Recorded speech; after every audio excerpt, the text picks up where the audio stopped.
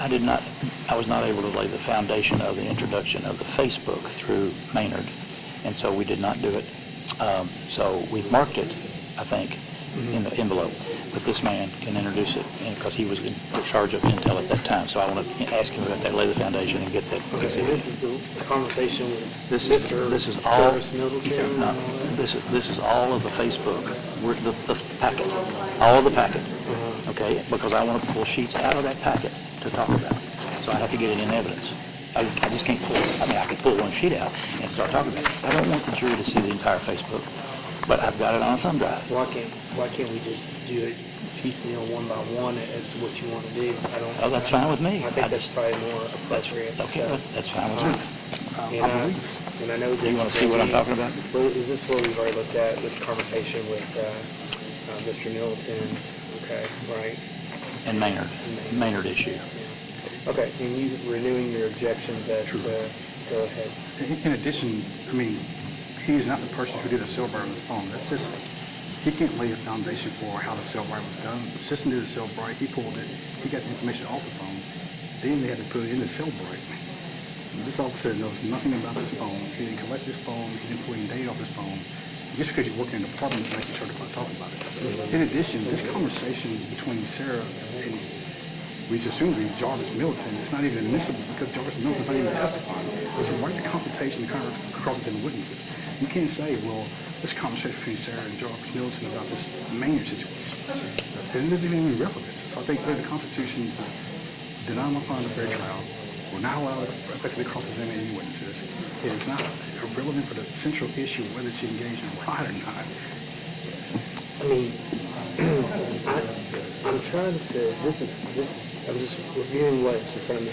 It's the communication appears to be on June the 2nd with regard to Police Chief Maynard and Jarvis Middleton about, It's with whether Sarah. or not It's that with they Sarah. assisted. It's with Sarah. It was Sarah, right? Jarvis Right. Middleton and Sarah Right. Williams.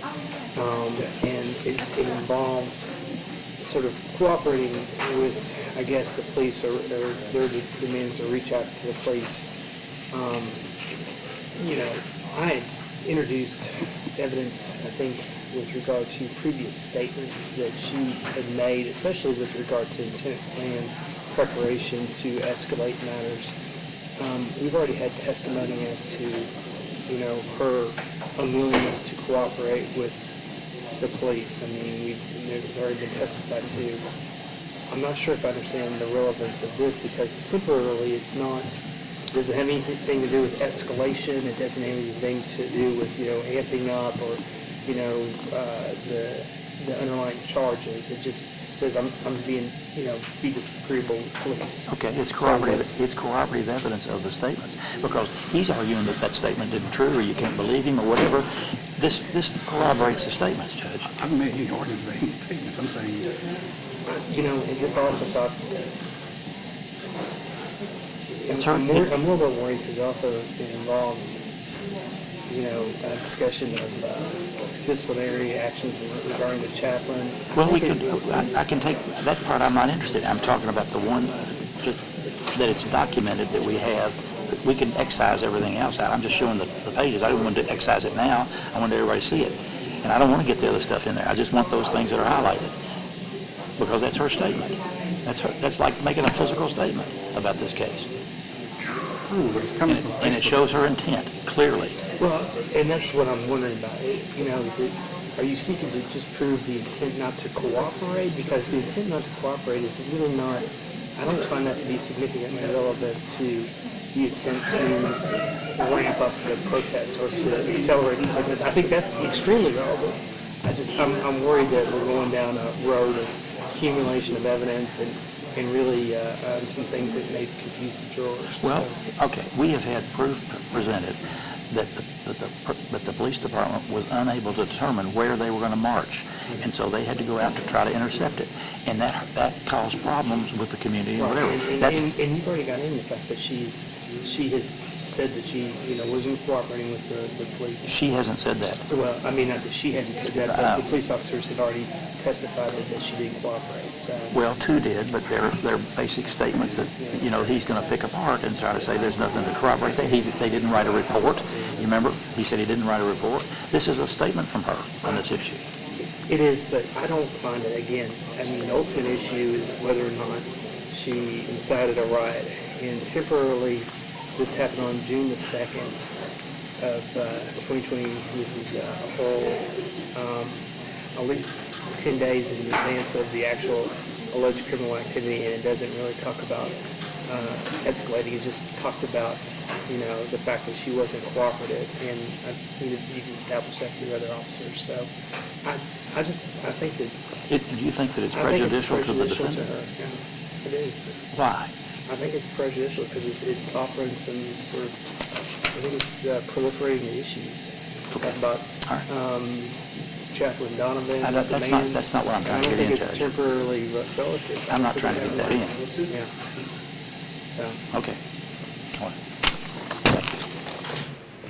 we're back on the record. We got the jurors back. We took a little bit of a bathroom break there, so I'm going to go ahead and allow Mr. Roberts to continue to ask questions of Lieutenant. Correct? Yes, sir. Yes, sir. In case there are other witnesses who are going to use or want to introduce Facebook testimony, that item has not been introduced yet. This is the man who can do that, according to the law. So I would ask, do you have control in your department back then of the Facebook of Sarah Williams? Did y'all obtain that? We didn't have control, but we assisted the charging officer, the investigating officer with obtaining Okay. records from the cell phone and from social media. All right, so when did your department then receive her Facebook? Yes. And did you have control of that from that point up to today?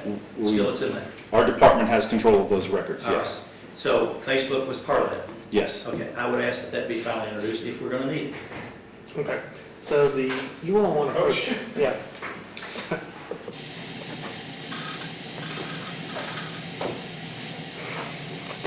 I think my ruling already was, I'll do it piecemeal. Basically, you've laid the foundation. He's tried to lay the foundation. I assume you're going to object to the foundation that's been laid as to why Facebook, her Facebook pages or her comments are being, could be potentially introduced, right? True. In addition, though, that's the whole reason why we file 404C notice, and we go over all the character, all the potential other action we introduce. This court made it clear. Southland Christian Church, language of potential escalation comes in. Now we're not talking about language of escalation, we're just talking about general conversation. I do think it has to be relevant to the actual case. I agree, and I think I've already made one ruling. Okay. I think we're going to have to take it piecemeal by piecemeal. I think that I'm going to accept the foundation, though, as far as Facebook, that he had access to it and being potentially introduced. And I think per my already written order, that some of her statements, especially the ones that are potentially relevant to what happened, that's at the core of this case, can get in. Now, I've just excluded one I didn't think was, truly relevant, so we're going to have to just take it piece by piece, okay? All right. And that is exhibit number...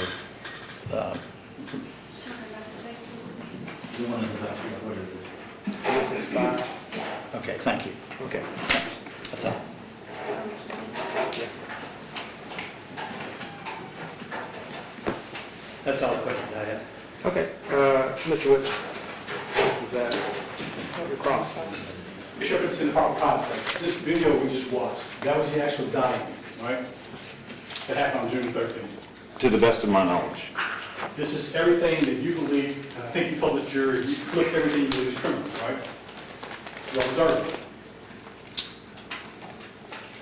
The key components, I would say, like the most relevant parts. Yes. So the most relevant parts, you all say that we just watched it. We agree with that? In part, like I wouldn't say in totality because we're covering a few days here, so that's just one element right before the arrest took place. You all keep saying a few days here. Did you ever review Mr. Leitner's arrest citation? His citation? Yeah. I have not. You don't know what he put in there? I did at one point, I'm sure I reviewed it, but I haven't recently. I couldn't speak to what he says. Would it surprise you that he wrote that on June 13th, this conduct was a riot? It would not. All right, so focusing on the June 13th then. We watched the individuals. I think you did not identify Sarah, correct? I don't believe I said, specified which one was, because I can't say specifically. You were not asked. That woman in the front, was that Sarah, is that correct? What do you mean by the front up at the top? It was suggested that it was April, and I said maybe. I can't speak to which one's which. When you say suggested, it means this prosecutor suggested to you that that was April, right? He suggested, Yeah. but I know there's lots of other corroborating information from social media that would explain exactly who is whom if we I get get that. to that level.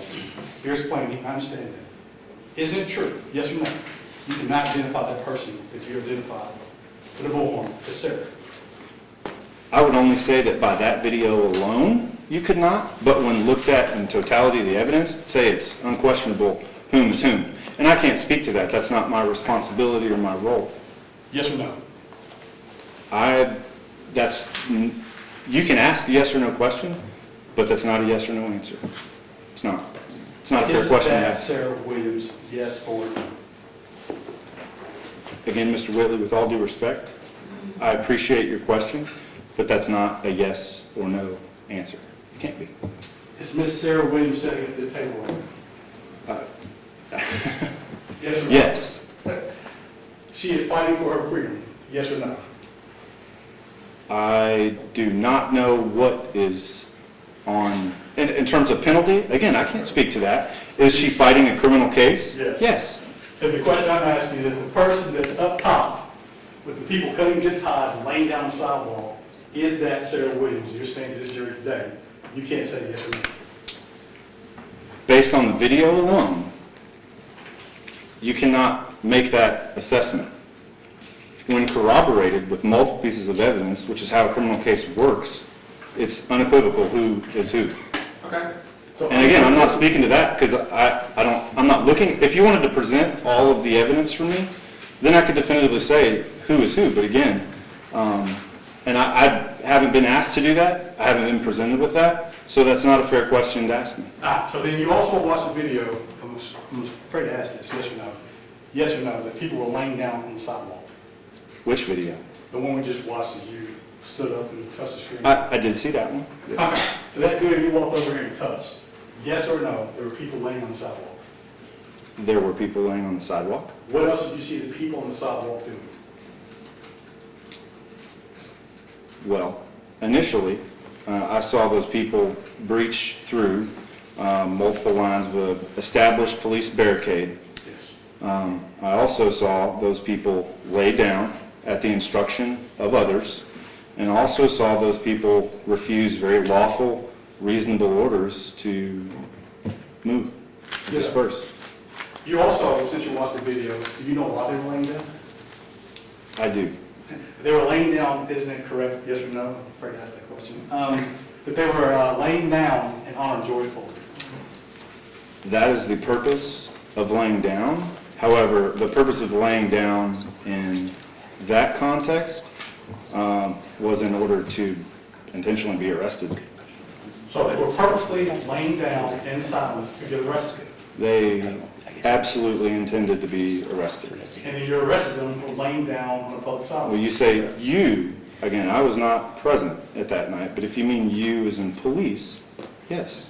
The department then arrested them for laying down in silence. We arrested them for refusing a lawful and reasonable order to move from an area in which they weren't supposed to be in. They could have laid down in the street, as they had numerous times throughout the course of the month, and engaged in all kinds of other activity that happened over the course of that. But that particular night, it was the intent to create a situation where they wanted us to arrest them. That's just the reality of it. Okay.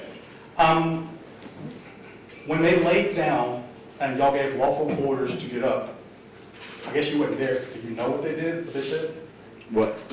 Specifically what was said? Yeah. I can't speak to what was said by those officers, but I know there's ample body cams, social media, et cetera. Again, a breadth of evidence that provides that exact level of detail that you're asking for. So what did Ms. Williams do in this video? I can't speak to that. Again, especially based on that video. Again, if you want to show me other things and ask me, hey, which one was who and what were they doing, I can't say with specificity.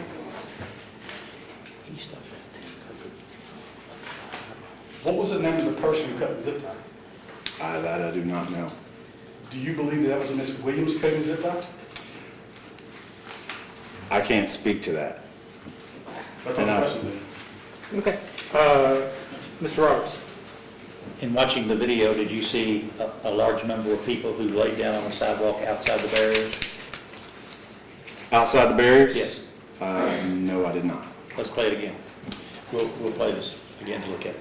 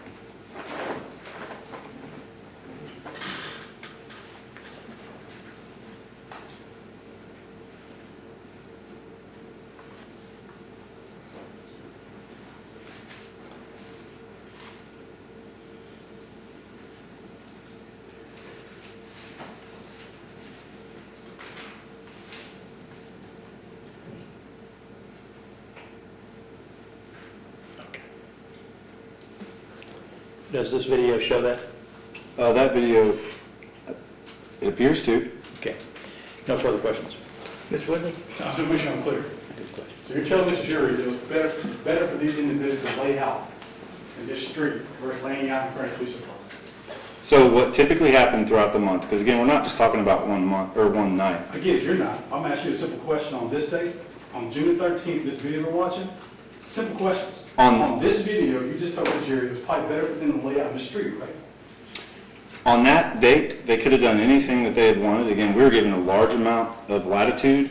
They expressed the intention to breach a barrier and get arrested that night, and that's exactly what they did.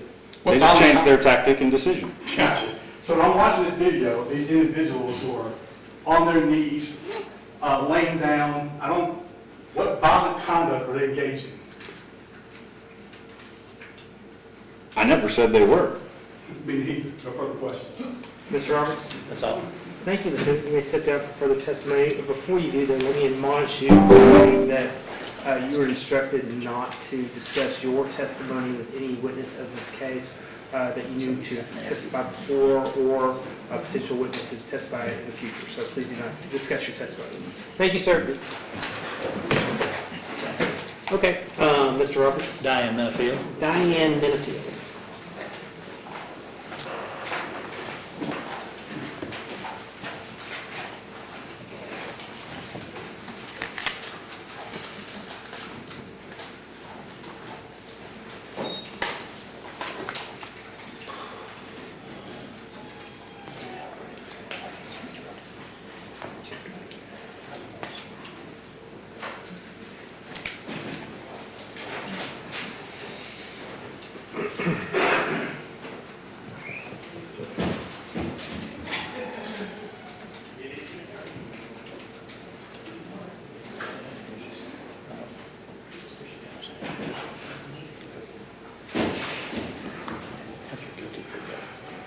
Ms. Minifield, would you approach the bench and be sworn, please?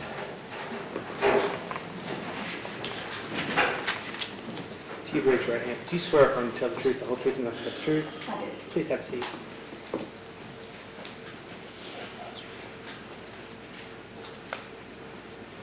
Mr. Roberts.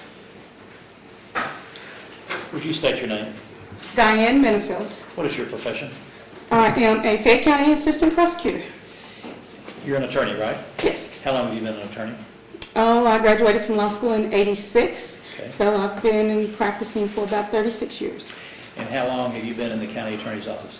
I've been in the county attorney's office probably about 28, 29 years.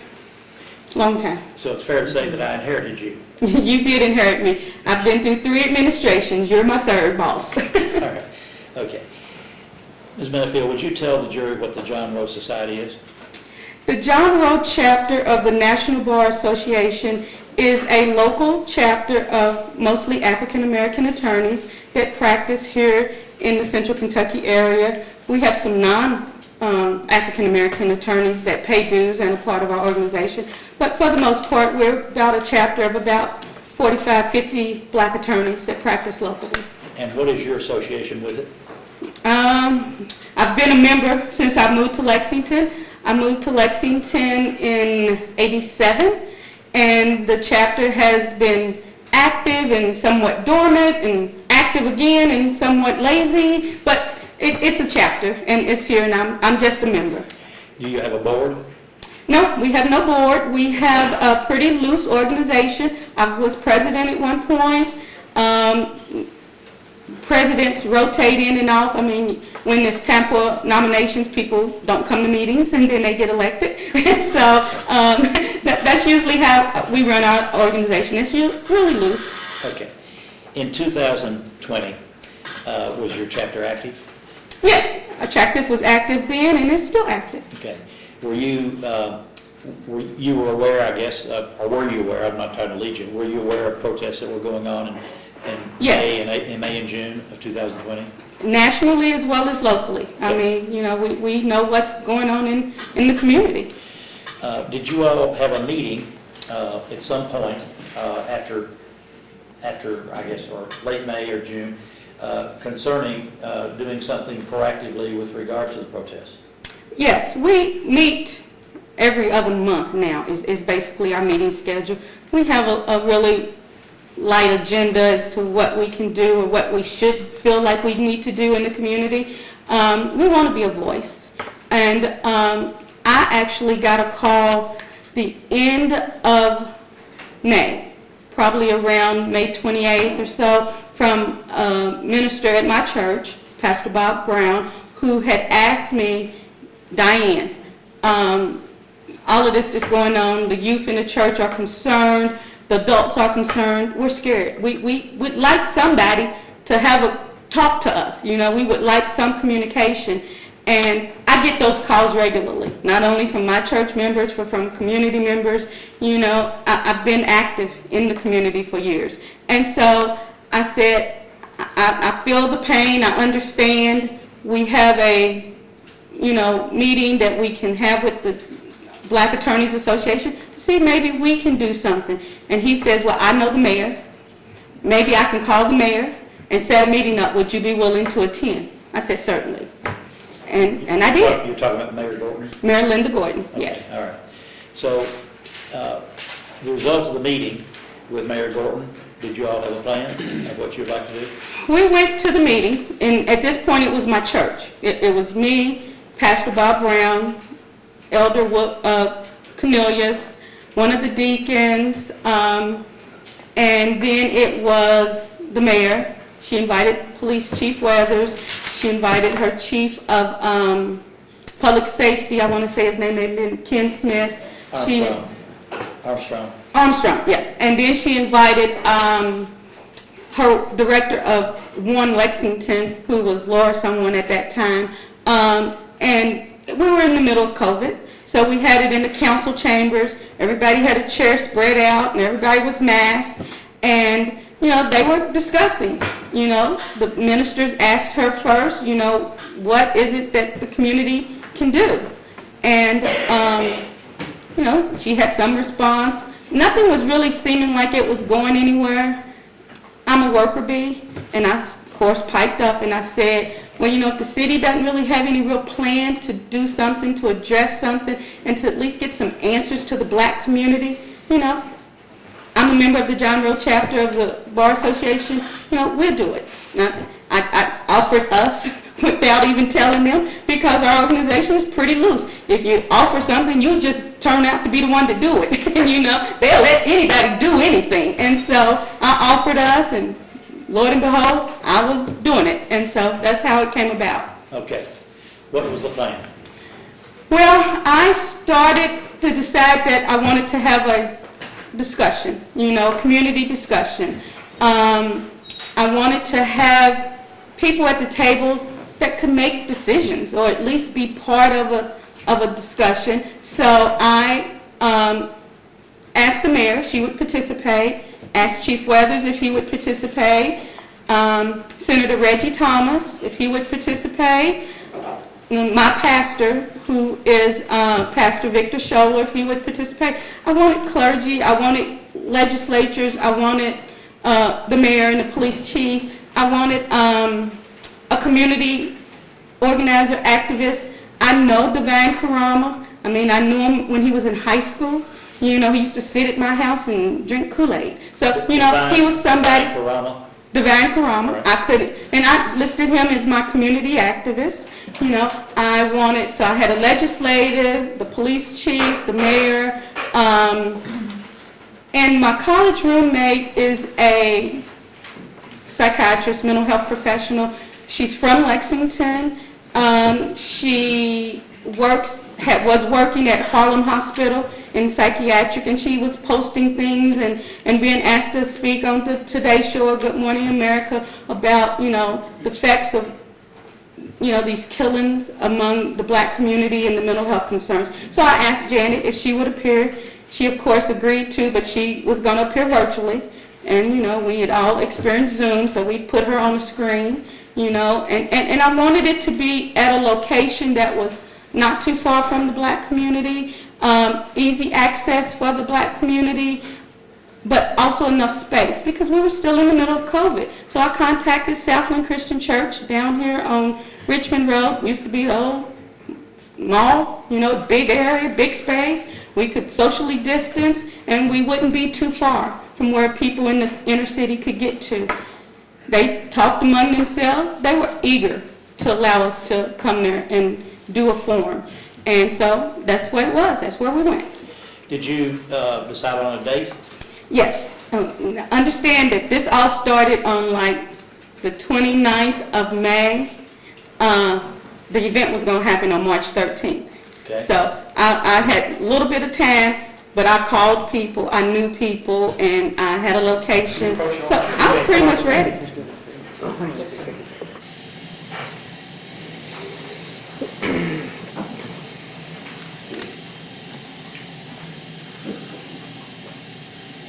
Just one. Maybe I'm listening too tight. I believe you said the event was March 13th. March 13th. Right. I think she may have misspoke. Okay. Is it okay if I'm going to ask? Sure. Ms. Manfield, you said March 13th. I mean June 13th. That's Sorry. okay. I started at the end of May, and June 13th is when it happened. I apologize. Okay. Tanya? While we're up here, this is an invitation that she sent out. Do you have any objection? Yeah, I don't see how this is relevant for June 13th downtown day, we just watched. I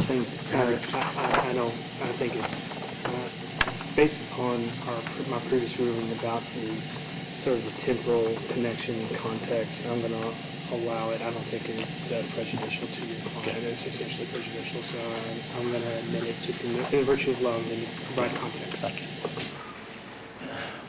In preparation for this event, did you prepare, or did your association, your group prepare an invitation?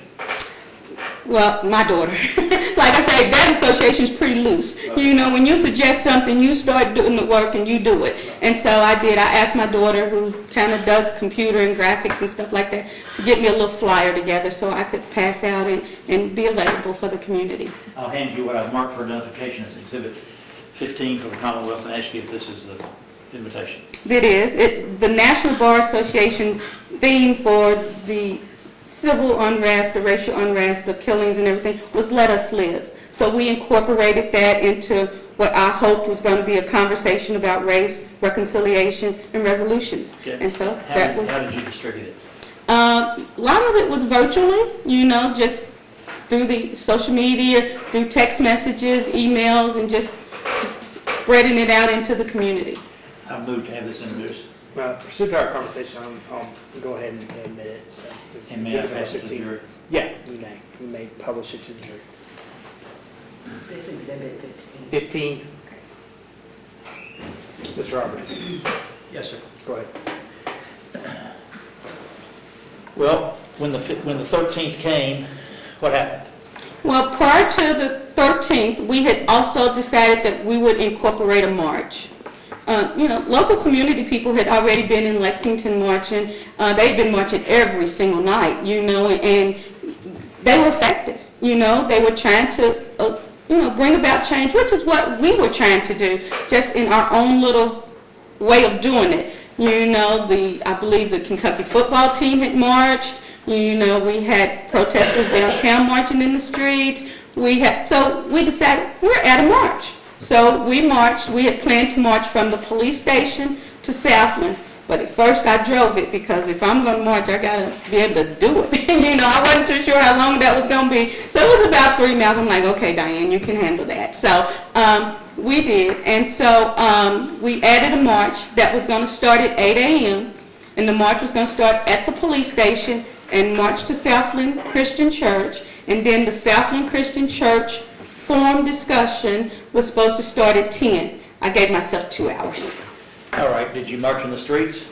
Well, initially we had intended to march on the sidewalk. We was going to walk. It was going to be a walk from the police station down to Southland on Richmond Road on the sidewalk because, like I say, it was a pretty fast event that had been scheduled and turned around, and so we didn't have opportunity to apply for permits or do anything like that. So our intent was to walk. I sent the flyer along with the intent to walk from the police station down to Southland to my 6 participants that had agreed to participate in the forum and said, you're more than welcome to march with us. You don't have to. We can meet you at the church, but this is what our plan is, and we're going to go. And I then asked Sheriff Kathy Witt. I said, Sheriff Witt, would it be possible for you to march with us? I've invited, the chief and the mayor and everybody who's going to be on the panel to walk with us as well. And so Kathy said, sure, I would love to participate in that. And so she said, send us your route or whatever, and she actually voluntarily put her cruisers and things for us to cross the street. I didn't think we're going to have a whole lot of people, but we ended up having several people from our chapter, as well as the community, as well as the participants on the program that decided to walk with us. Who from your society marched with you? Gosh, I don't know all of them. We probably had LaToya Mayo, Denotra. We probably had about 20 or so. And some of them didn't march. Some just met us at the church and was at the church getting set up. So, but I would say we had a good 40 or so people that actually marched. And you said Denotra, who is that? She's now Judge Gunther. She was the vice president of the organization. Okay. All right. When you marched, did you all have chants? We did. We chanted. We had a banner. We had our John Road chapter banner, and we would chant as we was walking down the street. Say her name. And then we would, chant and recall Breonna Taylor. Say his name. We would say back George Floyd. And then say his name, Ahmaud Arbery. We would say that. We would say no justice, no peace. We would say, this is what community looks like. We just walked and was going down to the church and having chants and songs, I guess. During your walk, did you have any contact with Sarah Williams? Honestly, I did not know Sarah nor April prior to that event. I had no personal relationship with them, so I wasn't quite sure who they were, or I know I had seen some people who had been on the news marching in the streets, and I know that that was part of that group, but I didn't know them personally to say I actually knew them. Okay, well, when the march started, did you see Sarah Williams? Yes, When your walk was started? yeah, when our walk started, yes, I saw, that there was a group that was marching along with us. I wasn't quite sure if they were with us or against us, but they were marching too, and it was public street, so we were all marching together, and they would chant sometimes with us, and sometimes against us. Okay. Do you see the defendant sitting here, Sarah Williams? Yeah, I see, Okay. Sarah. Do you recall if you saw her on a bullhorn? Yeah. Using a bullhorn? Well, there was multiple blowhorns, so, like I say, I didn't know her and her sister personally or to distinguish them completely, but there was a blowhorn, but I can't tell you for sure who Okay. had the blowhorn. Was anybody on a bullhorn talking to, or chanting or yelling at you all saying this is a sellout? Yeah, like when we would say, this is what community looks like, and say, this is what selling out looks like, so it would be a response to what we were saying. Didn't bother us though, not personally. Was it a negative response to what you were doing? Some may have considered it negative. I did not. I just considered it their free speech. So, we were all marching. Okay. Did you then get to the church? Got to the church. And at the church, were ministers there? Yep, my minister, Pastor Scholler, who was actually going to be on the panel, actually marched with us. He actually prayed before we marched. And so then we marched on down, and then we got there, and got there quicker than what I anticipated. Like I said, I thought I was giving ourselves 2 hours to get, 3 miles. I don't know what I was thinking, but, we got there a whole lot earlier, and I had anticipated, I had some young people who had agreed to do some poetry words and readings and things like that. So I thought I was going to let them do that outside before we actually went inside to the church, but nothing didn't go as smoothly as my plan was. Okay. So that didn't happen. All right. Was there a meeting or a decision made to have, allow or disallow bullhorns in the church? Yes, we had some discussion prior to the march that our march was going to be shut down, and we wasn't going to be able to do it or participate. I didn't understand what that was relating to because I thought we were all on the same agenda. We just have different avenues of getting to justice, but we all were on the same agenda to get to fairness and equality and accountability and justice. So I had no concerns with people having a different aspect on how they moved. And so, but yeah, there was some discussion that we were not going to be able to have our event. What do you mean some discussion? Among your group? Among our group, yes. As a matter of fact, myself and the vice president at the time, Judge Now Gunther, attempted to make a phone call to a number we had received that we were told was Sarah Williams and April Williams' number to say, hey guys, we're not against one another, we all are shooting for the same goal, and but no one answered that phone. So we didn't get a conversation to be had prior to the march, even though we had attempted that, and so we just went over to the march, and I don't know if someone spoke to them privately or individually. I was passing out masks, so I know I did not, but they were there. Well, I think my question is, how did you know anything about a shutdown or denying this? It just came to us. I don't know who it came from. Okay. It just came to us. Okay. And that's what we were told. And when we got to the church, Chief Weathers actually told me that, Diane, he said, I don't know if it's going to be safe for the mayor. Oh.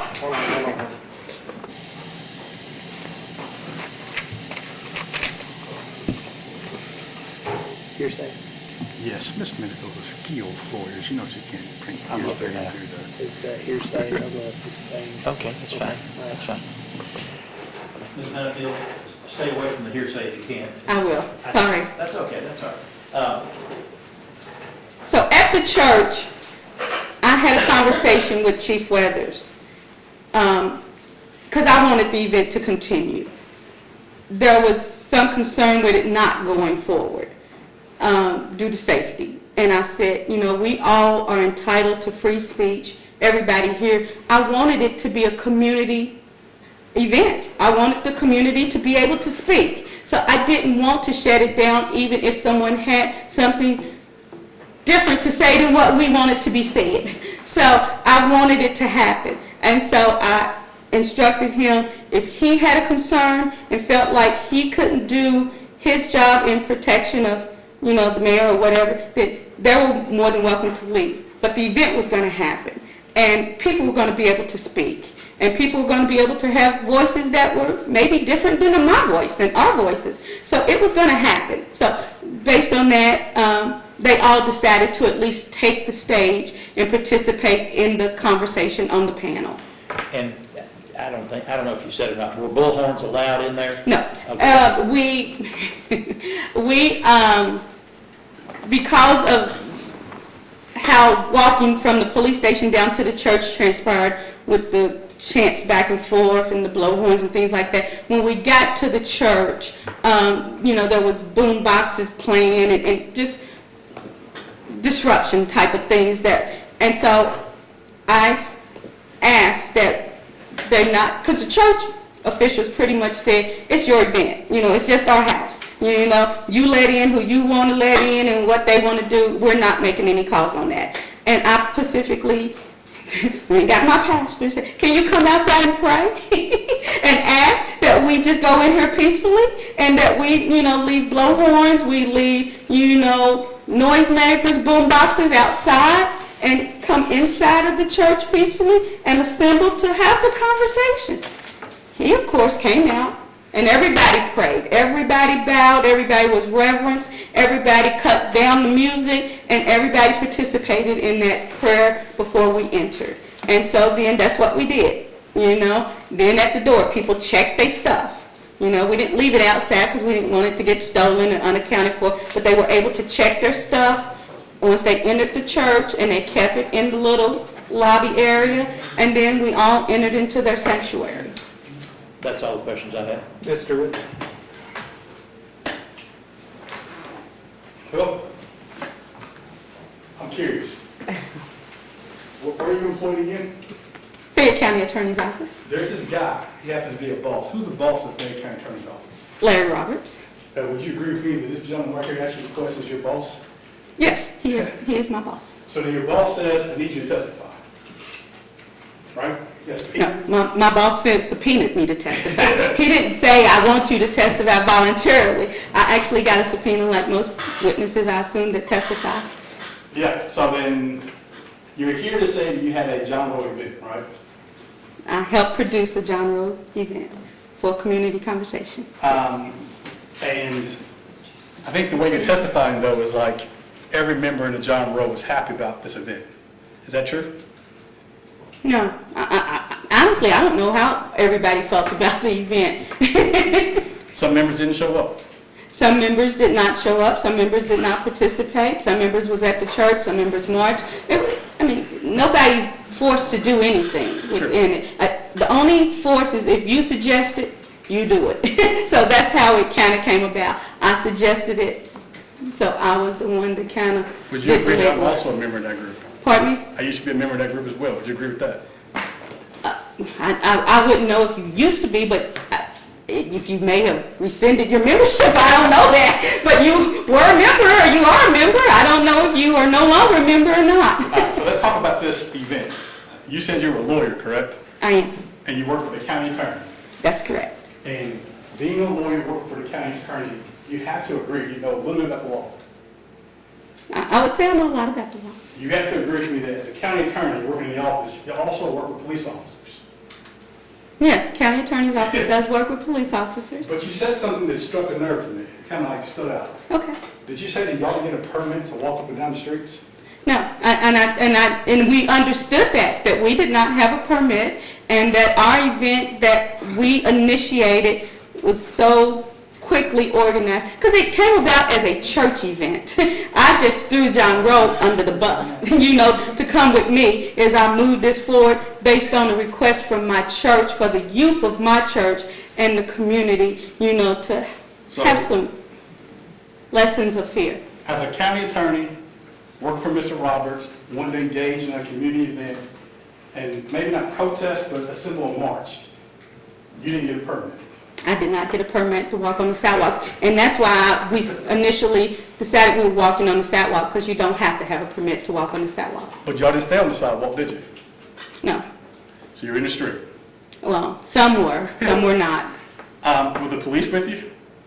Chief Weathers did march with us. Well, where was he standing, in the street or the sidewalk? I don't recall.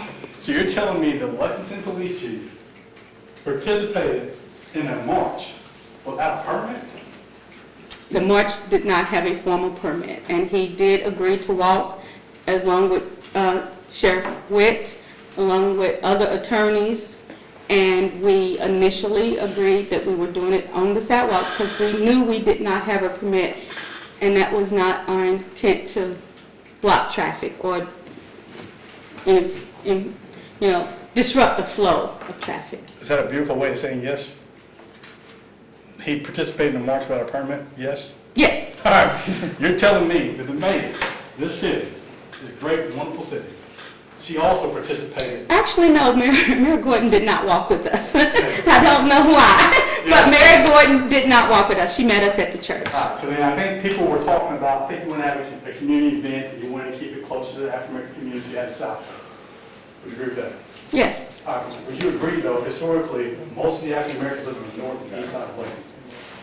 Well, I will agree that my church is in downtown Lexington, on Main and Jefferson, that, and we're a historically black church, There's black churches that's out at Bracktown, that's on Tates Creek. There's black churches that's out Pearltown. There's black churches that's out in Jimtown. There's Cadentown. We're all over, but no offense to you, you said Bracktown, that's off of Leestown Road, that's more of the northwest side, correct? yeah, Bracktown is there off of Leestown Road. I was meaning Bethsaida, which is off of Jonestown, which is right off of Tates Creek Road. I agree, that's Reverend Carter. Yeah. So then a couple of people were like, this is selling out as y'all walking towards Southland. They were saying stuff like, this is what selling out looks like. Okay. Then Yes. they will also engage in chants with you all. Yes. And the way I think you summed that up, which is pretty beautifully, you said that was just free speech. That's what I called it. And then you got to the church. Yes. And then people were outside, some younger people, they were playing music, right? Yes. Outside of a church. Yes. Some people don't know the customs of church and the appropriate things to do at church. I think you indicated that the reverend came outside and y'all started to pray. Yes. I think you also said that during this prayer, though, those boombox, they had enough respect to turn the music down. Yeah, everybody was respectful for the prayer. All right. Then you went inside a church and people had conversations. Some was disruptive conversations, but some were not loud, some were loud. And then people voiced their concerns and y'all had a meeting, or had a symposium. You had it. It was conducted. Yes. Police Chief Weather was there. Yes. He gave his statements. He made his statements about policing, accountability, color, all of those things. Well, there was a moderator, Professor Cook, who had some pre-questions for the panelists. The 6 panelists was there and on the panel, and she had some pre-questions for them, and some got to answer, some didn't get to answer because of, crowd noise and disruptions. Heckling. Pardon me? Kind of heckling. Heckling. Yeah, that's a good word for it. One of the persons that actually spoke there, I think towards the end of the event, was Sarah Williams. Yes. And after the symposium, everyone sat around and had conversations about the future. About what? About like society, the coming together, kumbaya. Everyone's just sitting outside talking after this event.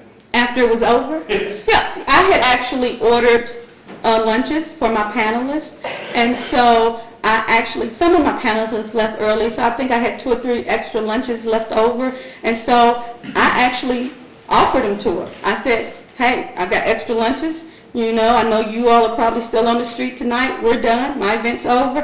Feel free to have these lunches. And she took them and said thank you. Nothing disrespectful about it at all. Okay, I see it. All right, my first witness. You may. Are you familiar with arrest citations? I am. I haven't done them or seen them in a long, long time because I do family court. I do dependency, neglect, and abuse, and my juveniles don't get these like this.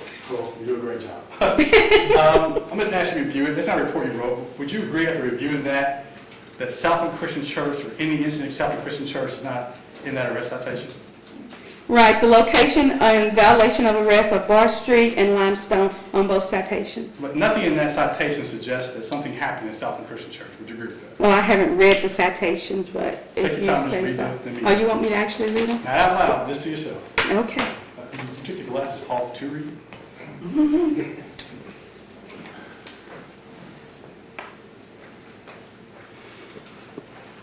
Now, actually, the date is the date of 6/14. My event was 6/13. Yes, sir.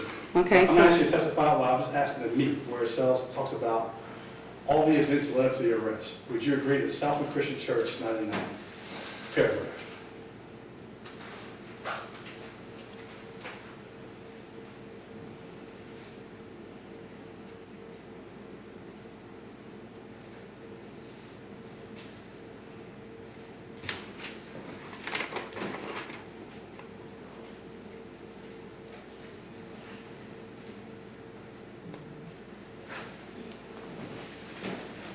nope, nothing regarding Southland. No further questions? Mr. Roberts? That's all, Ms. She be excused? Yes, Ms. Smithville, you are excused, but I do need to provide you with some instructions and admission, or admonition. Please do not discuss your testimony today with any witness in this case, nor any witness that has testified, nor with anyone that's going to be testifying in the future. So please do limit your discussions about any discussion with your testimony. Okay? Thank you. ma'am. You are Appreciate it. excused. You're welcome. Mr. Roberts? And Maya? Andy Myatt.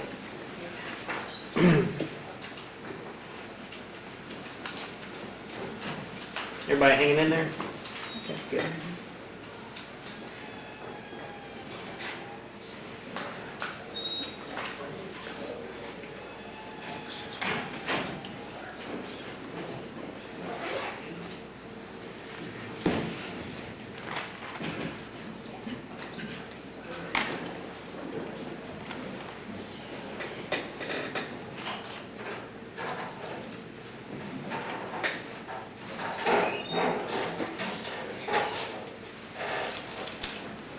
Sir, if you would come forward towards the bench and be sworn, please.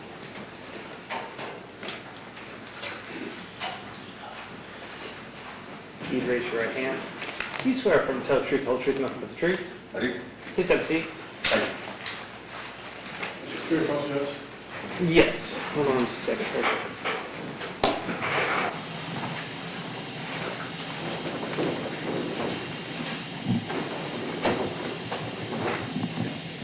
This officer will testify that they went to Southland Christian Church and pretty much cooperate with Diane to say, at this point, I object and say it's That's not relevant and it's cumulative. What any new information that this officer is going to provide as far as what you're going to ask him? He marched with he was walking right with the chief when the chief was accosted by Sarah Williams in April and blocked.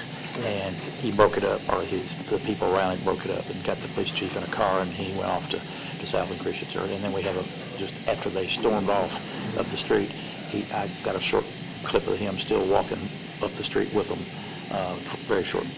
We haven't heard anything about that yet, to my knowledge. And, You haven't heard from my anything about previous- Go ahead and make your oral objection on the record, please. I understand the court's ruling. I just want to make sure, because I think he stated that it was Sarah Williams in April. I did say that. Yeah.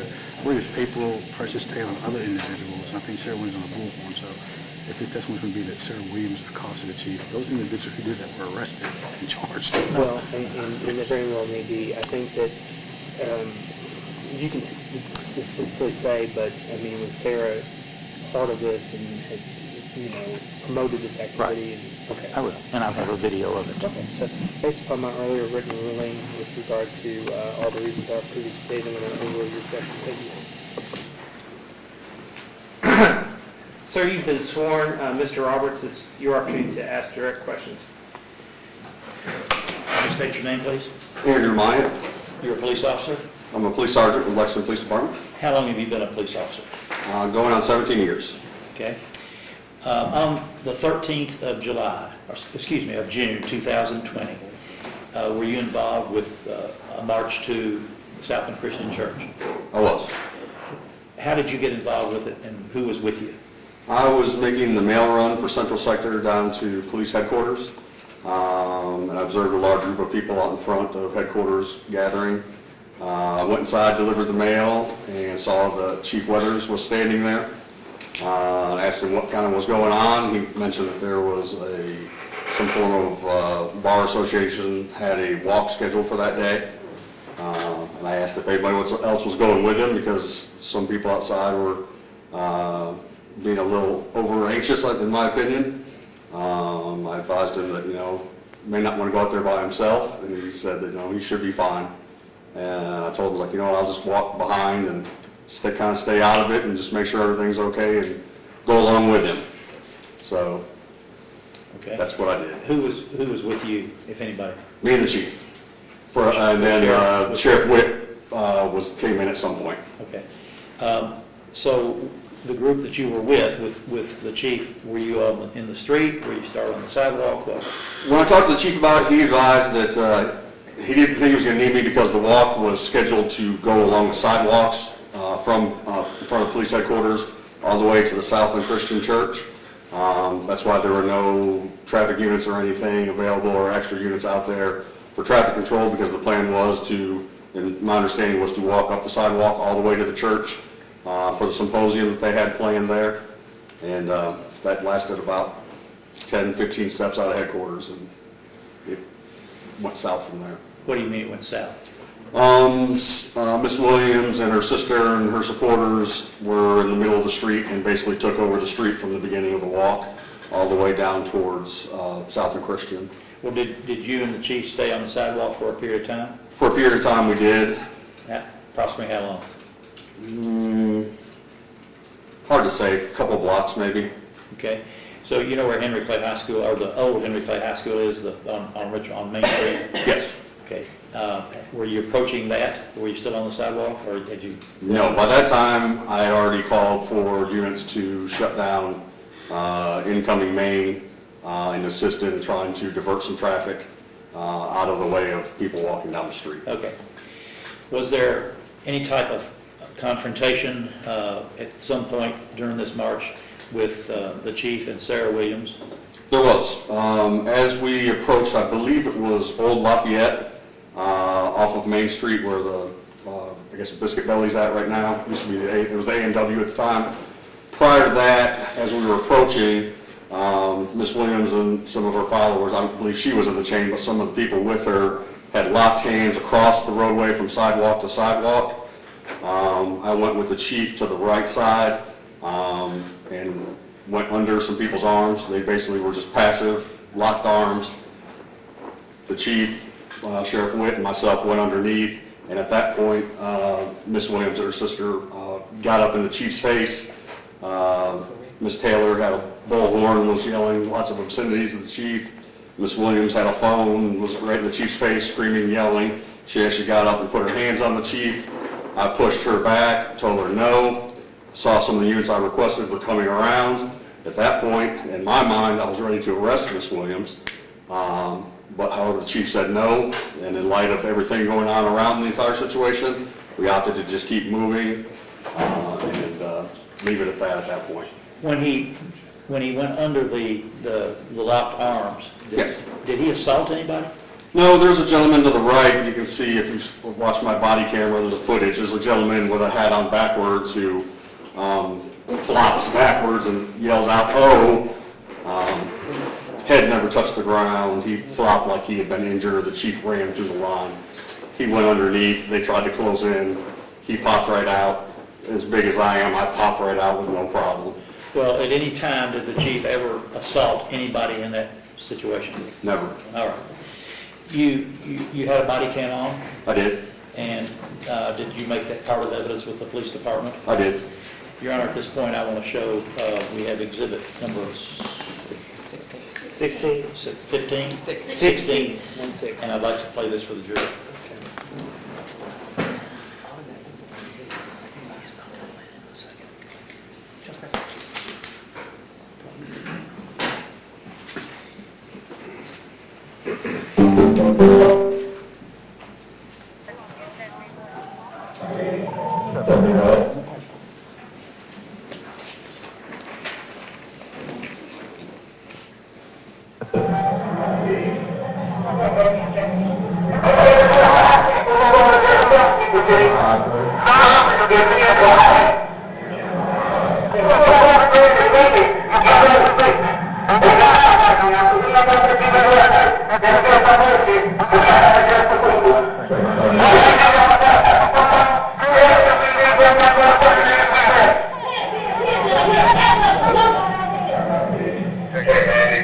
Now, at this point, Officer Mike, can you tell us who that is in the purple shirt? With the microphone? April Taylor, Okay, all right. Oh. I believe, it's Miss Williams' sister. What did you say? It's Miss Williams' sister. It's her My sister. understanding it's her sister. Okay, go ahead.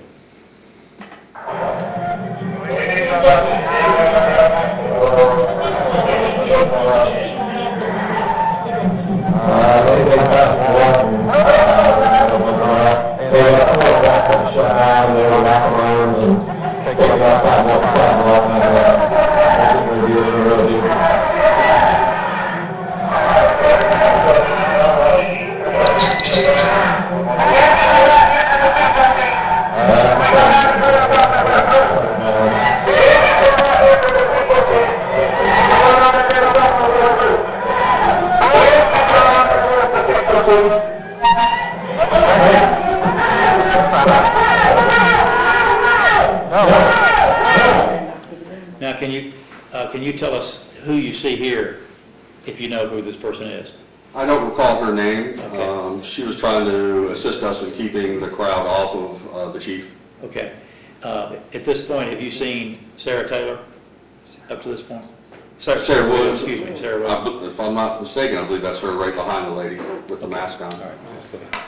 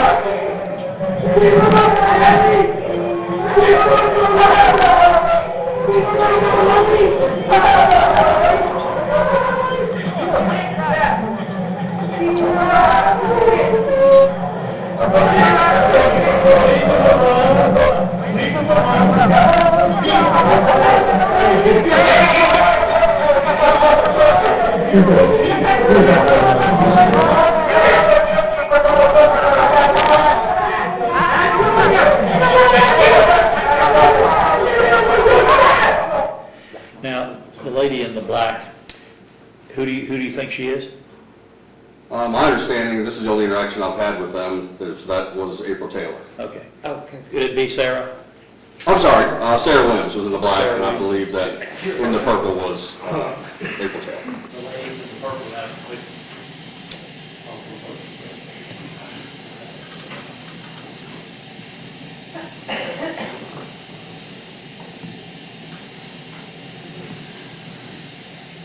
I'm going to object and say it's not relevant, it's prejudicial. They're misidentifying the wrong sisters. Previously, this officer testified that Miss Williams was in the purple, who is in fact Miss Williams. And then he says that Miss Williams was the one in black confronting the police chief and assaulting him, and that's April Taylor. And then you hear Miss Williams on the microphone saying, "Stop, stop, stop." And now we're going back and misidentifying April Taylor from Miss Williams. So I just think that I mean, are you willing to say definitively that to acknowledge, based upon a stipulation, that the woman in black is April Taylor? Yes, 'cause- And the woman in purple is Sarah Williams? Yes, and I think April Taylor was actually And I arrested think, for her I think actions. that this is just gonna That's fine. proceed to confuse the jurors Right. anymore, but do you want me to make that stipulation to the jurors? True, because Okay. on the microphone, you hear her saying, Okay. stop, stop, Yeah, stop. okay, all right. Ladies and gentlemen, today, at this point, today, I'm going to acknowledge a stipulation from both the Commonwealth and the defendant that the woman in the purple is actually the defendant, Sarah Williams. The woman in the black, they're identical sisters, so it's hard to tell, but that is April Taylor. So that's a stipulation that all the parties agreed to, so please ignore any testimony otherwise. Thank you. All right, Mr. Roberts.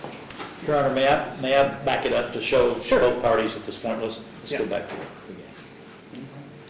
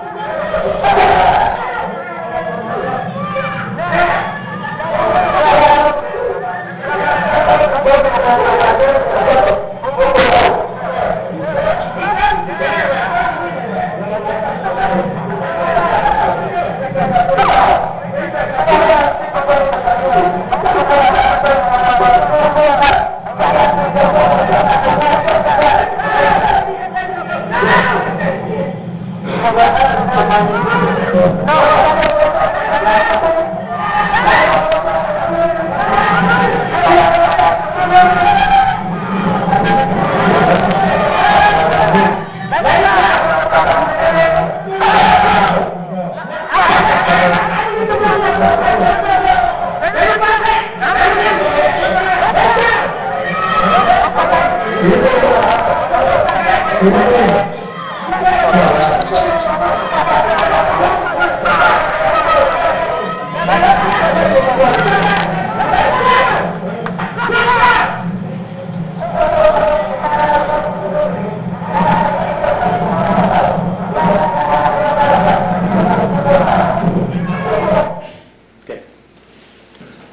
Did that accurately display what you remember seeing and being a part of? Yes, sir. I move that finally be introduced as Exhibit 16. Okay. No objection. Submitted. That's all the questions I have. Ms. Whitley. So I want to clarify this, because in the beginning you told Sarah Williams touched the chief and should have been arrested. That was in fact not Sarah Williams who touched the police chief. Yes, it appears I was incorrect. But you do see April Taylor's sister saying stop, yelling at April to stop doing that, correct? I don't recall hearing her say it. I remember the lady with the black that was helping us there at the end.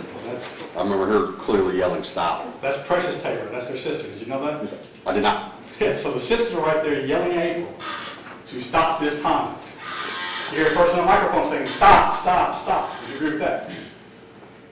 I don't recall hearing the person on the megaphone say stop. I do remember Precious saying stop. All right, and then people were trying to get a hold of April and say, stop this conduct, you're doing too much. Would Yes, you agree? people were trying to stop her, yes. So, I mean, for people protesting, they were using their language, but when people change their behavior to really get too close to the chief and start jumping his face, the protesters were telling that protester, you need to stop that conduct. Some of them were, yes. Right. So then, as they stop that conduct, I think you can hear Ms. Williams in the background saying, you're coming out here, we won't talk to the community, right? Yes. So when Ms. Williams was right there, when did she touch the police chief?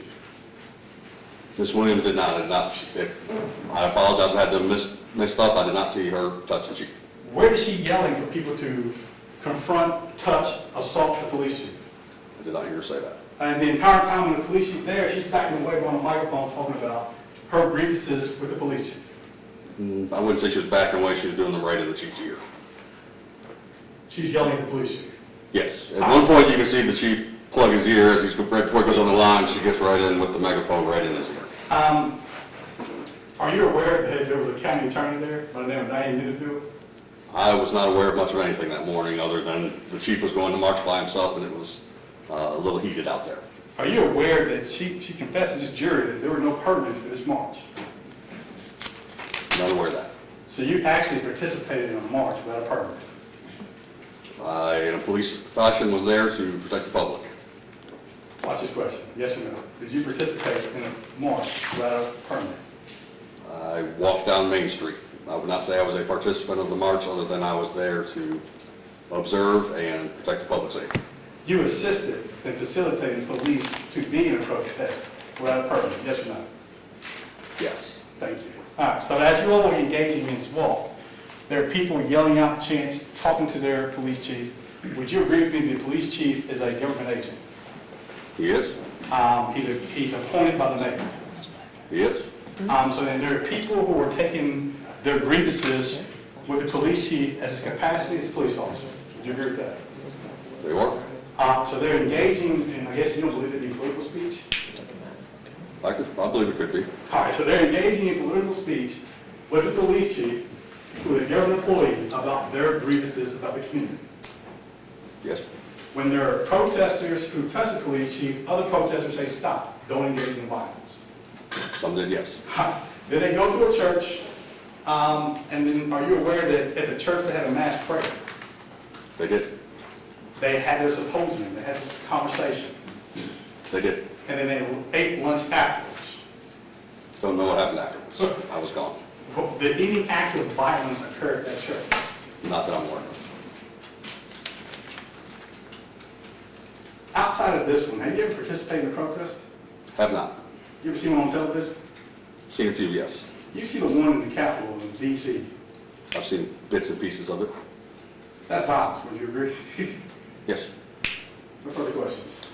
That's all. May I be excused? Yes, officer, you are excused from further testimony. However, I do need to make an admonishment of you, Officer Myatt. Please do not discuss your testimony today with any warning witnesses witnesses that are previously called, anyone that you expect to be called in the future, okay? Yes, sir. Please do not discuss your testimony. Thank you, sir. You are, excuse me, step down. Thank you, sir. Okay. Mr. Roberts. Gary Thurman. I'm sorry, Gary Thurman. Thurman. Gary Thurman, please. Everybody hanging in there? Probably take a break after this next witness. Okay?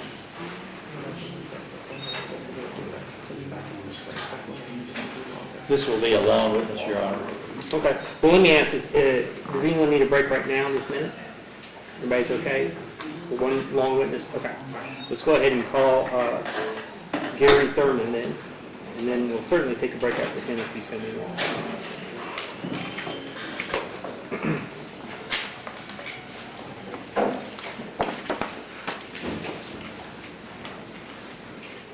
Officer, if you would please step forward and I'm going to swear you in.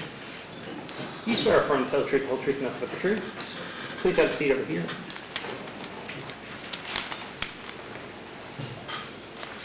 Mr. Roberts. Would you state your name, please? Gary Thurman. Mr. Thurman, you're a police officer? Yes, sir. How long have you been on the police department? 15 years. Okay, now you're going to have to speak into that box right in front of you. 15 years. Thank you. And are you a patrolman, sergeant, what? I'm a sergeant. Okay. And how long have you been a sergeant? 4 years now. Okay. On June the 13th, 2020, were you working with regard to the protests that were happening in Lexington? Yes, sir. Were you actually there at the time that the die-in occurred? Yes, sir. What was your role? I was the supervisor who was out front of headquarters that evening. Okay. And were you wearing a body cam? Yes, sir. And did that body cam become evidence with the police department's case? Yes, sir. All right. And have you reviewed that body cam since you've been preparing for this case? I have. All right.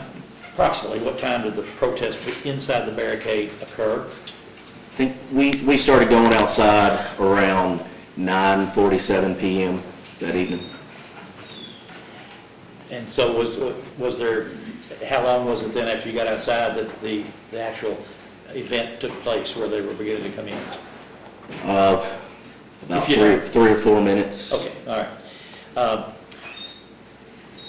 Do you know, can you identify Sarah Williams? Yes, sir. Do you see her here today? Yes, sir. Did you know her before, did you know who she was before the 13th of June? Yes, sir. Okay, how long had you known her? At that point, a few weeks at that time. Okay. And did you know her sister, April Taylor? Yes, sir. How long had you known her? Same amount of time. Okay. Had you ever had personal conversations with them? No, sir. Okay. Can you tell us, please, just an overview of what took place when you were supervising the die-in? So my squad started off inside of headquarters. We were on a security detail. We got word that the barricades that were placed out front of headquarters had been cut and breached.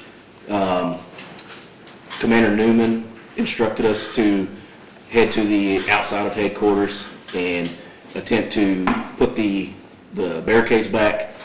Once we got outside, there were multiple subjects who had made their way inside of the barricades. I had radioed that back to command. At that point, I was instructed to get a bullhorn from inside and start giving warnings to the crowd for everyone inside of the barricades to exit the barricades. And that as long as you were outside of the barricades, you were fine, but anybody who remained inside would be placed under arrest. I conducted that, gave the warning multiple times, told anyone who remains inside of the barricades will be placed under arrest. Relayed to the commander that we still had people who were not complying, and then told the crowd who was inside of the barricades that they are being placed under arrest, instructed the officers to begin making arrests. Okay, and did your body cam film that? Yes, sir. And then you saw on your body cam, then you would have people being arrested? Yes, sir. All right. During this period of time, was Sarah Williams, was she there? Yes, sir. Did you see her there? Yes, sir. Was April Taylor there? Yes, sir. Did you see her there? Yes, sir. All right. And you reviewed the body cam? Yes, sir. All right, at this point, I would like to introduce as the next exhibit. Exhibit that. standing objection that we've already. Okay, we'll go ahead and note standing objection. Is I'm it gonna overrule 17? 17, yes.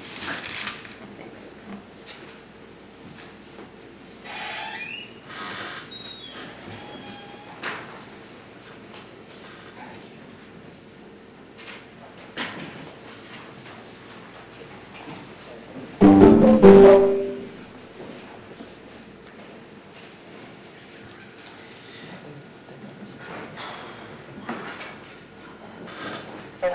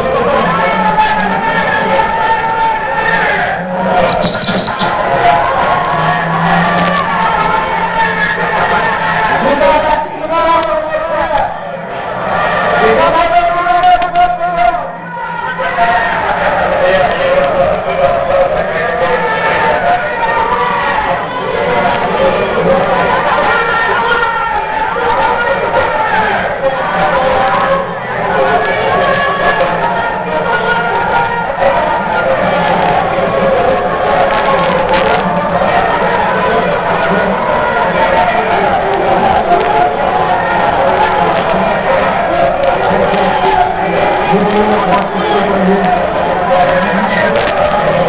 Okay.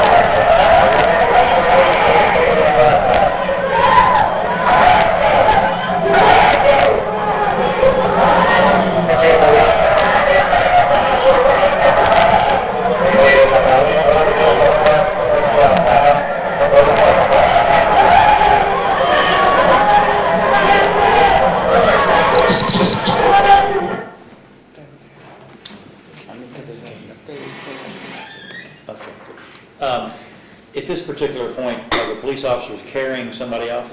Yes. Is that resisting arrest? Yes, sir. Why? They were dead weight and the police officers refusing to cooperate, refusing to walk. I got you. Okay. Good.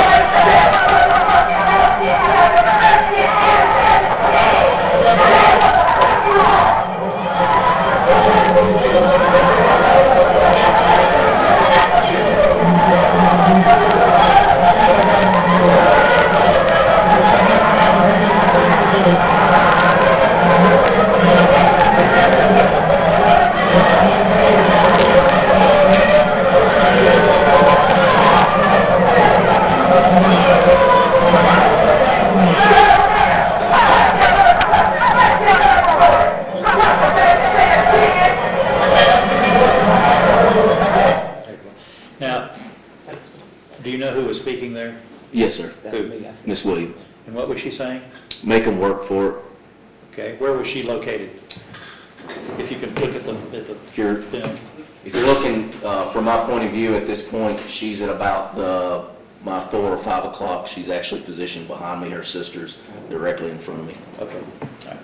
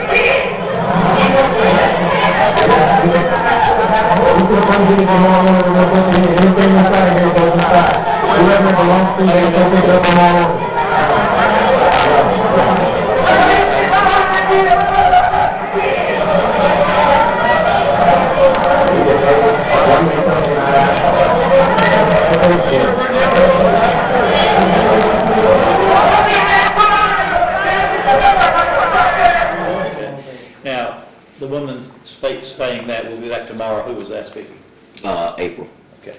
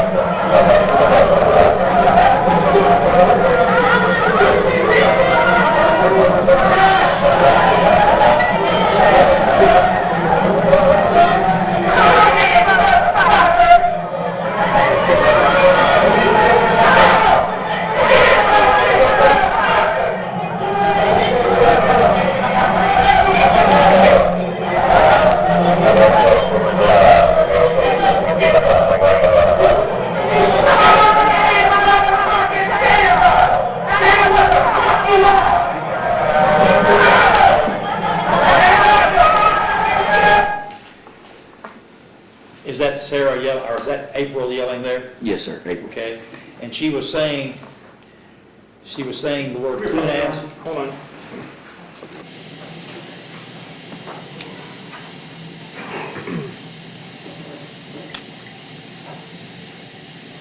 We object to April's testimony being recited. Yes, I mean, April is not on trial. She pled guilty. So, I mean, I understand they want to play body cams, but we're here for Sarah, and what Sarah did and what Sarah said. This officer, I mean, the foundation didn't even say he knows the difference between which one's Sarah and which one's April wouldn't leave. I like this spot. But it's April on a bullhorn yelling right there in front of him. April's not on trial. I don't see how this is relevant anymore unless there's... Well, it's certainly relevant, because this is probably the most relevant thing that we've got to yet. I agree, but it's You know, no... We're not there's watching... been some things that already been going. We're not So watching now violence, we're watching people so- laying down and getting arrested. Sarah is just right over on the side of it, yelling as well.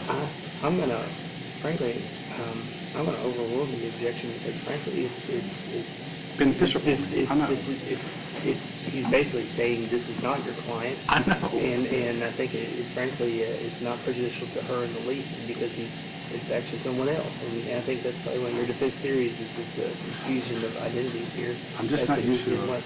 But I'm gonna overrule the objection. I think you can testify as to, but I would appreciate Mr. Roberts distinguishing how he knows the difference between their voices. I think that's probably worthwhile. So. That's fine. So, in that particular section, when we stopped, was that April Taylor yelling at you? Yes, sir. And how do you distinguish between the two of them? So Miss Taylor was in front of me. She was wearing a black tank top. She had a red and white bullhorn. Miss Williams was to my rear, like I said, around 4 or 5 o'clock. She had on either a bluish or purplish shirt, but a jacket over top of it or a sweater. She had a blue and white bullhorn. Okay. Miss Taylor was screaming directly at me with the bullhorn. Miss Williams would lean over the barricade and angle her bullhorn downward and was yelling at the crowd, the individuals who were inside of the barricade, telling them they're going to have to work for it. She can be, well, there's other footage showing her doing exactly what I'm saying. Okay, all right. So, when April was yelling at you, Sarah was on your right? Yes, sir. Okay, all right, all right. So, April makes a statement that you're a motherfucking, or a fucking coon, and an Uncle Tom. And an Uncle Tom. Hold on. What is, Mr. Whitley wants to.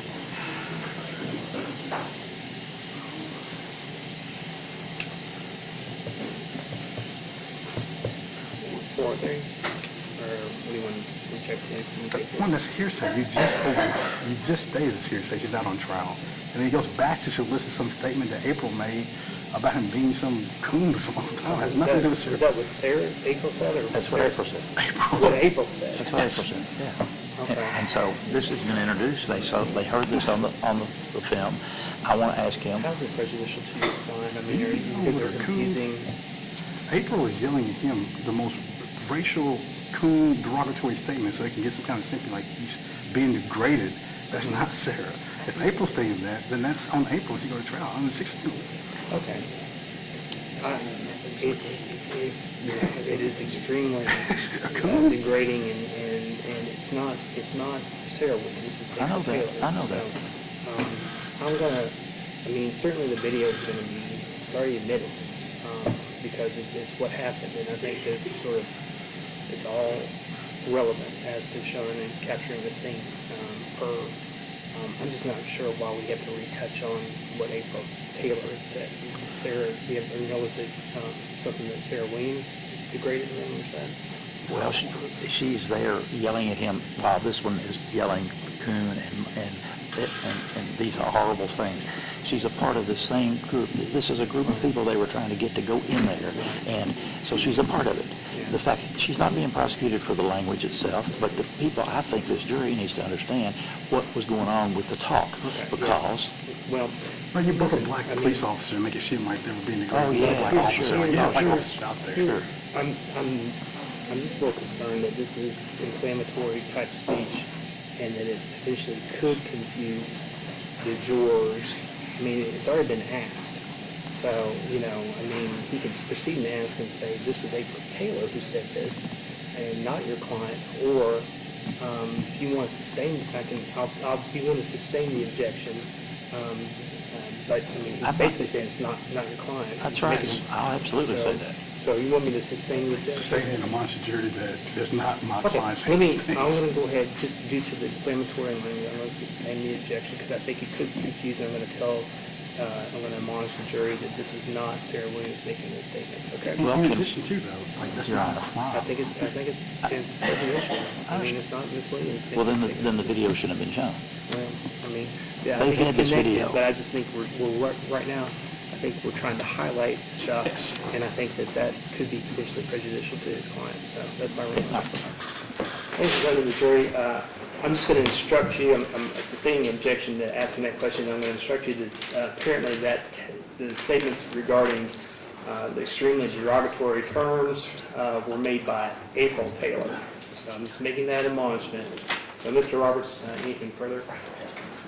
okay. Mr. Thurman, what did you understand the meaning of make them work for it was?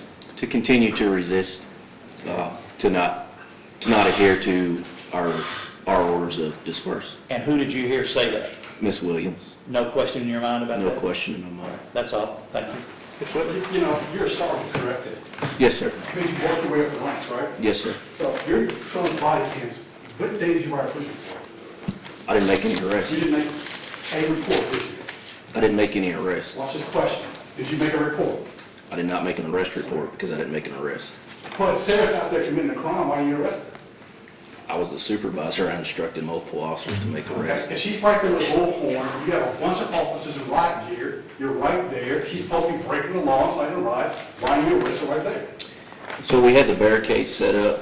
Our primary focus at that point was to get everybody inside of the barricades. Miss Williams was later arrested, but for safety of the officers and everybody involved, to take barricades down to try to pursue Miss Williams at that time was not feasible. I'm confused. You all called for backup. You had a bunch of officers on bicycles. They waited a while to go apprehend him, which is by yourself or other people around. You're saying that's part of your procedure, right? Our goal was not to have any sort of disorder, fights, resistance from a crowd. The best way to apprehend her was what we did that night. So what did she say to the people? What did she say to the people You got to identify her voice, right? on the bullhorn? Yeah, you knew her voice, right? What did she say? She instructed them to dead weight them, to continue to lay down, Gotcha. and as well as make them work for it. So what violation of law is to be dead weight? So we had given the order of dispersal, Gotcha. and Dead weight. What law are they violating by being dead weight? if you're refusing to disperse once you've been given the order to disperse, then it's failure to disperse. We've declared that area an emergency area, and we've asked them multiple times to disperse the area, and they refused, and she instructed them to refuse. The last time I checked, I watched that, you all walked out the front door of the police station, correct? So when they're standing there, where were they at in relation to a window or door to your department? And so the barricades that we had set up were right in front of the front door to police headquarters, including the front window of the police So watch the headquarters. body cam, you all standing, you walked out the front door, y'all were blocking the front door. You agree with that? Yeah, we had, when we walked out the front door, yes, we were blocking the So front door. they were not blocking your front door of your department, correct? Because we had to send units out there to prevent them from getting to the front door. You prevented them when they were laying down on the ground saying, "I want to eat." As you can see, I told multiple people to go ahead and sit down. So you're telling me when these people came over, the protesters, when they went over the barricade and laid down on the sidewalk, they were not blocking the front door of your police department? No, but the ones who were laying down were not in front of the front door of the police So you department. said this special area, what was special about this area? We had cordoned that off as no one's allowed in this area due to the safety of headquarters. Who did that? Whoever was the commander in charge that day. Did you have to get a petition or citation to block off a public sidewalk? That's not my call. Well, what day did y'all get that petition or That's- issue to block off that public sidewalk? That's not my call. I was the ground supervisor. Did you ever see it? I don't see petitions or anything like that. So then can you tell this jury whether y'all had the authority to even block off the sidewalk? Yes, we do. We do it all the time with parades. I get it. We just did it on the 4th of July for the fallout zone for the fireworks. Already come with law. What's What that? time did y'all petition the city, government, anybody to block off the public sidewalk? That would be a assistant chief or police chief question. You don't know.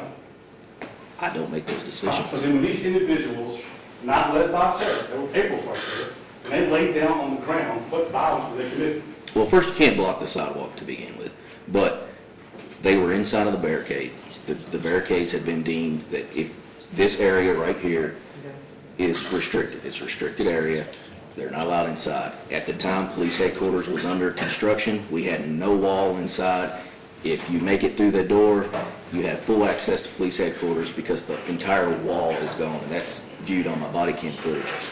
With everything that had happened a few weeks prior with the police station in Minneapolis, we were on heightened alert at that point. So yes, the decision was made that with the threats that have been made and the incident with the police chief, we've got to cordon this area off for safety. Watch this question again. When they're laying down on the sidewalk and on one knee, what violence were they engaging in? I never said they were engaged in violence. What violence did you observe them engaging in? I didn't observe them in violence, other than trying to tear barricades down. I never observed anybody engaged in violence. Okay, I so your observed barricades, how much damage was done to your barricades? nothing, no damage. So we're here, we're saying that, you're believing that someone engaged in violence, but we're watching people lay down the sidewalk. No, I never said anybody was engaged in violence. Okay, so then I think you said that they were resisting arrest by giving dead weight. Correct. What law is that? Okay, if you're under arrest and you're using dead weight, you're preventing us from arresting you. How can I get you handcuffed or into a vehicle if you're using your weight to prevent my arrest? And you're telling the jury that's the law. Dead weight is physical force. You're literally using physical force to prevent somebody So from what physical force did they use against you? dead weight. So you had a struggle to picking him up and arresting him. Correct. So when I say force, they touch you, hit you, push you? That doesn't necessarily happen. Force does not mean I have to strike you, kick you, or anything like that. What does force mean to you? In this situation, dead weight. Okay, so then they had dead weight. How long did it take you all to arrest these individuals out there? I would have to look at the time frame. It took a little bit.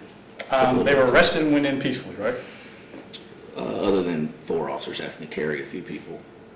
You- I'm not saying anybody committed physical violence against us or anything. I don't- You're a sergeant of the police department, correct? Yes. You ever heard of a gentleman by the name of Ulysses Berry? Yeah. Well, Ulysses Berry, didn't he have some struggles in the police department as well? I don't know personally, but he's my cousin. Had a fight for equality in the police department, did he not? He did. You understand history, right? I know history. You understand that you and I both benefit from people who use dead weight sitting down sidewalks. In this situation, it's totally different. First of all, that's a family member of mine. Yeah. And what he went through is totally different from what we're dealing with today. Okay? I was called racial slurs, and I know there's a conversation about who did it, but Miss Williams is on video saying a racial slur to me, and I didn't want to interrupt the court, but Sure. she initiated that racial slur. We'll watch her do that. What law did she violate by saying that? She didn't violate a law by So saying she that. hurt your feelings.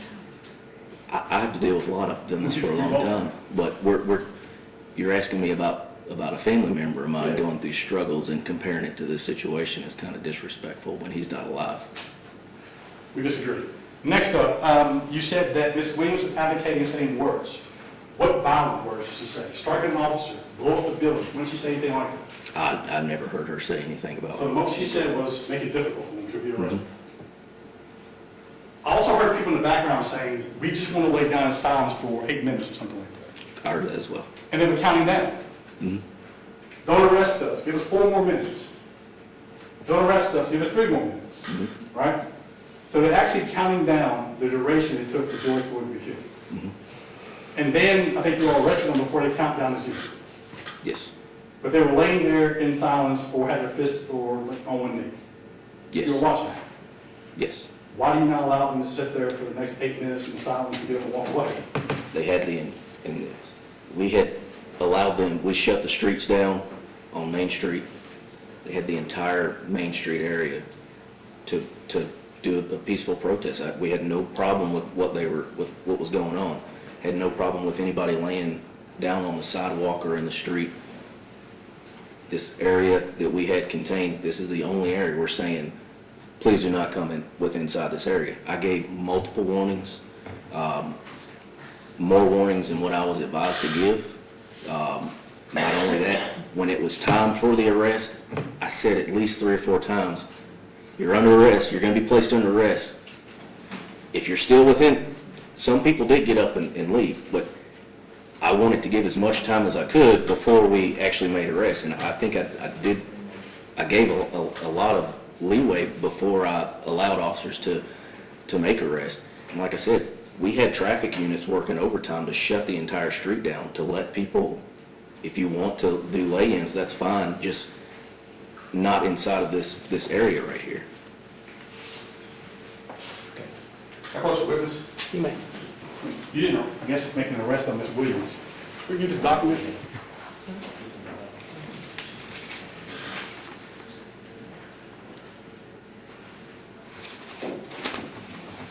If it's reported that Ms. Williams engaged in inciting people to engage in violent conduct, that would not be true, based on your observations, correct?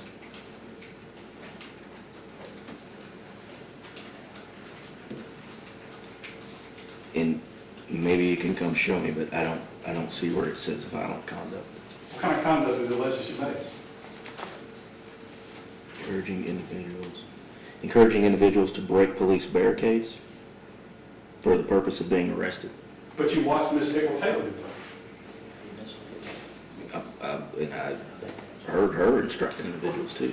You watched April Taylor's video right there with barricades being instructed, telling people to break the Oh, absolutely. barricades. That's April Taylor. I understand. Then you said to the jury that Ms. Williams on the other side yelling derogatory comments towards you. Not only derogatory comments, but given instructions for the individuals not to exit the barricades and to make them work for it.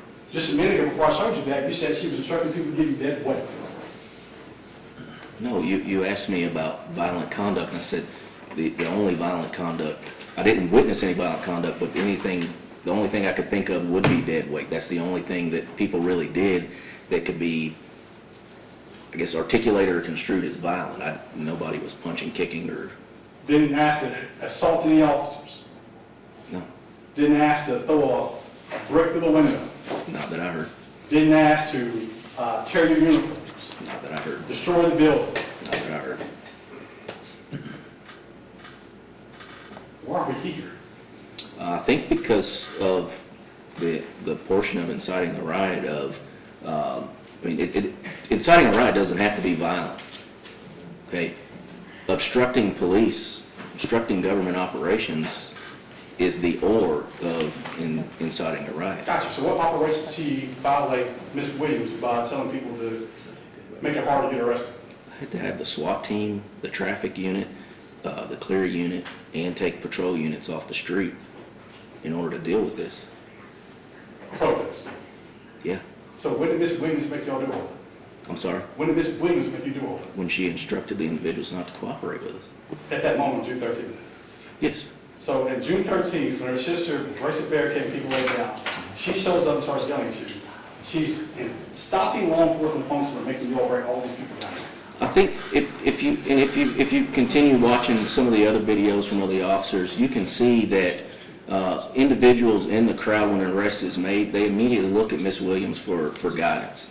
And they actually yell, one of the girls actually yells her name and says, "Sarah, look." It was apparent that she was in charge of the crowd. There was no question about that. And the crowd was listening to her. I've never alleged that Miss Williams directed anybody, me per se. I don't know any of the other charges, but that night, I've never alleged that Miss Williams directed anybody to hurt someone, to kick, to tear down headquarters, or any of that. I've never alleged that. Okay, this incident with me was more of obstructing police, obstructing our ability to function that night, and to coming inside of our barricaded area that we had already given instruction that this is off limits. And even after they came in, I did not order immediate arrest. I gave them multiple warnings, did not order arrest of her at that time because it was not safe. We've got too many people out in the street. We're not chasing, climbing barricades, wrestling, or anything like that. We'll handle that later. But at that point, she did have charges on her of inciting a riot based on what we witnessed. Gotcha. That arrest citation right there, which you just articulated, does this say interfering with government function? And I apologize that I don't have glasses, but I mean, you can say as well that it's hard to read. I don't see government functions on, let's see, this is possession of inciting a riot. It basically says encouraged other individuals to participate in a riot. But what I'm explaining is when you read the definition of a riot, that So all this stuff you articulate is done in that citation. Would you agree with that? it's not in the citation. I haven't read the report. No further questions? Mr. Roberts? No, sir, no further questions. Okay. Officer Thurman, you may step down for further testimony, but I do need to make an admonition and an instruction to you. Please do not discuss your testimony here with any witnesses who previously testified or those that are prepared to testify, so kind of keep your testimony to yourself, okay? Thank you, sir. You may step down. Okay, ladies and gentlemen, I think this would probably be an appropriate time to take a break for maybe about 15 minutes or so. I'm going to kind of chat with the attorneys during the break, see how much more we could probably fit in today. Let me just ask, is there anyone that absolutely has to leave at a certain time today that you can't stay longer? Kind of what, yes ma'am? I have to be home by 5. Have to be home by 5. How long is that going to take you to release you? 15 minutes. About how many minutes? 15 minutes. 15. Okay, so you don't think you can stay later than 4:45 today? No, I have to relieve my husband from watching the kids. I see, okay. Well, let's take a break, and then the attorneys and I are going to talk about it, see how much we can fit in today. We're trying to get everything, there's certainly a lot of testimony, trying to, box everything in tightly to get it done by tomorrow. So Let me give you the instructions again. Please, you are not to discuss this case among yourselves or with anyone else. You may talk to each other, just not about the facts of this case. Until you retire to the jury room to deliberate, do not make up your mind or form any conclusions about this case until you retire to the jury room. If anyone tries to discuss this case with you, and we talk about by various different means, any way that they try to reach out and talk to you, you are to notify the court immediately. Do not conduct your own investigation, especially do not go onto social media, do your own research, do not read any news reports about this case. Okay, see you back at the Court of Till. Thank you.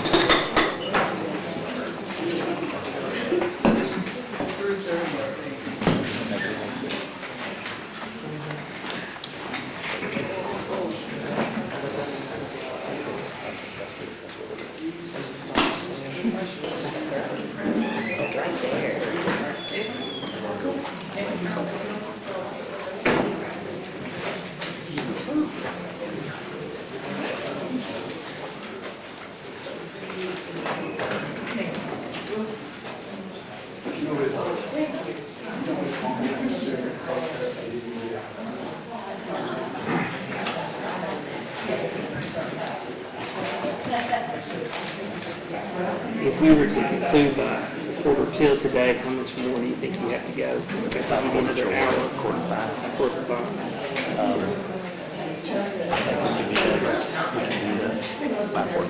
Oh, really? Okay. We got 3 weeks, but I can do 2. So, your comment says that you may be able to be done by 4 to 5. Where are the rest of the I've got one officer basically that said he's at the scene of a lion or dying, and he can, we got direct video of Sarah yelling at film over her face. And then the last one would be Wade at the which won't take long. She comes in and she says, "We got you. It took us 6 years to get you. We got what we wanted. You're right in our hands. You did what we wanted." You haven't seen that video? Yeah, I don't understand, like, maybe I just don't. That's in a statement. Here we go.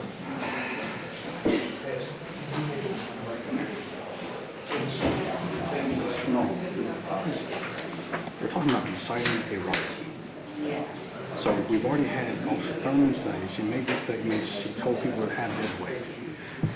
You know, you got more about April when you think than that, Sarah. We're going to call another officer to repeat the same thing that this officer just said. At a certain point, this is human.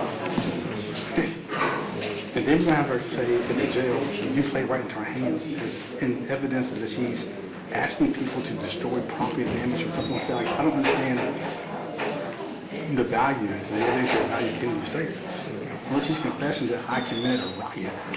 What's the purpose of saying we play you right in our hands? You're arrested us. I think that probably goes back to the whole written order about her intent, and her intent was to accelerate the protest activity into arrestable events that we've already kind of discussed. So I think it goes probably into, statement against interest, and one that, that Mr. Roberts has previously argued towards showing plan, preparation, intent.